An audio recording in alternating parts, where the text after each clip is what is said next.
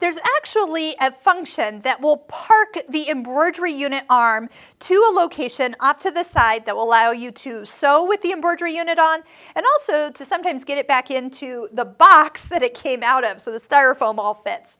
So right now I just have the hoop off the machine, and if it's not, it'll ask you to take the hoop off.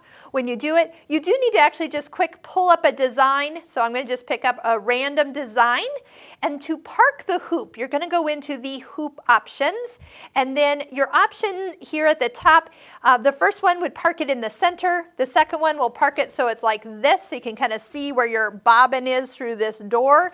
And the third one has a P for park that points to this direction. So touch that.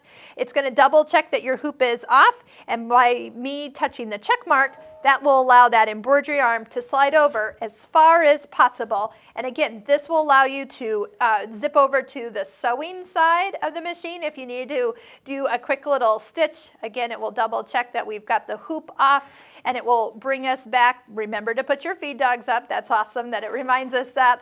And then we're back to sewing here. I probably wouldn't do a lot of sewing, but again, you don't have to take that embroidery off or the embroidery unit off to sew. But if you just had a couple things that need to be stitched together so you can get back to your embroidering, then that is how easy it is. Park that embroidery hoop arm off to the side, and it's ready to go back in the box or to be used as a sewing machine.